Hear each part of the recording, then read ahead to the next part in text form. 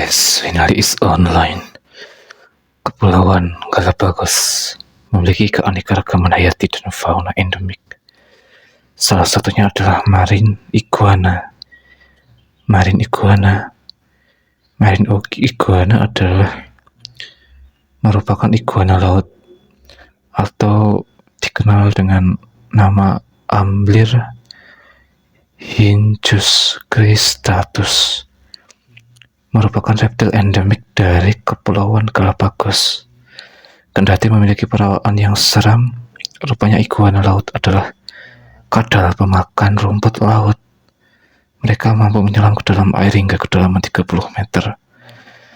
Perubahan iklim dan aktivitas wisatawan di beberapa lokasi di Galapagos menjadi penyebab populasinya menjadi menurun. Peristiwa El Nino membuat suhu menghangat sehingga membuat hilangnya ganggang merah dan hijau. Uniknya, untuk bertahan hidup ketika terjadi krisis makanan, iguana laut menyusutkan tubuhnya hingga 20%. Ketika makanan melimpah, mereka bisa kembali kepada kondisi normalnya kembali. Mereka hidup pada sebuah pulau yang berada lebih dari 900 km di lepas pantai Ekuador. Perawakannya seseram monster Godzilla dengan kulit yang berwarna abu-abu, kehitaman, dan dipersenjatai sisik berbentuk piramida di punggungnya. Iguana laut adalah satu-satunya spesies kadal yang mencari makanan di laut. Meskipun memiliki ciri khas yang garang dengan kuku tajam, iguana laut bukanlah seekor karnivora. Makanan mereka adalah alga dan rumput laut. Oleh karena itu, iguana laut harus menyelam ke dasar laut untuk mencari makanannya. Mereka bahkan bisa berenang hingga kedalaman 30 meter. Menurut laporan Catherine Harmon Couric, iguana laut tumbuh lebih dari 4 kaki atau sekitar 1,2 meter. Ukuran itu ideal menjadikan iguana laut sebagai penyelam yang ulung. Apalagi ekor mereka yang dapat berevolusi menjadi datar untuk meningkatkan kemampuan manuvernya di laut. Meski begitu, iguana laut bersifat eksotermik. Mereka tidak dapat bertahan terlalu lama di air, tapi daya adaptasi mereka dengan lingkungannya mampu memfungsikan bagian tubuh seperti kelenjar sebagai penyaring sekaligus mengatur kelebihan garam. Maka kadal jenis ini perlu berjemur di bawah sinar matahari untuk menaikkan suhu tubuh mereka. Iguana laut sangat tergantung pada laut, sebab ketergantungan pada air membuat mereka rentan terhadap perubahan yang disebabkan oleh El Nino, yaitu El Nino Southern Oscillation atau ENSO. Akibatnya siklus iklim yang terjadi menjadi tidak teratur sehingga mempengaruhi suhu di laut. Emily Osterloff dari Natural History Museum mengatakan air yang lebih hangat menyebabkan hilangnya ganggang merah dan hijau yang disukai oleh iguana laut.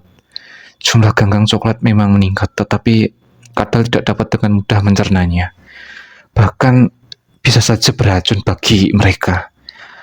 Pengurangan makanan ini menyebabkan hewan mati kelaparan. Selama peristiwa El Nino, 10-90% iguana laut dapat mati, menyebabkan fluktuasi populasi yang sangat ekstrim pada spesies ini.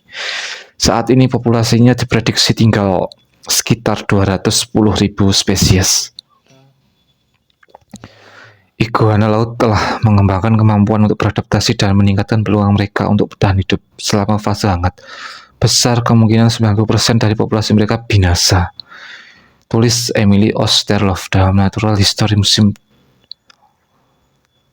Uni Internasional untuk Konservasi Alam IUCN telah mendaftarkan iguana laut sebagai satwa rentan punah di alam. Ini disebabkan oleh peristiwa El Nino berkala yang membawa air hangat ke Galapagos. Iguana ini terancam oleh ledakan populasi manusia yang perlahan mengerus ruang habitatnya. Di sisi lain, kunjungan wisata yang membludak berdampak pada polusi di laut, seperti tumpahan minyak dan solar penyebab rusaknya habitat dan penyakit yang muncul. Kehadiran dan intensitas wisata telah terbukti memiliki efek negatif yang signifikan terhadap kelestarian iguana. Untuk mengatasi kekurangan pakan, iguana laut melakukan adaptasi yang unik. Tubuh mereka menyusut tidak hanya pada berat tubuh, melainkan juga pada total panjang tubuh.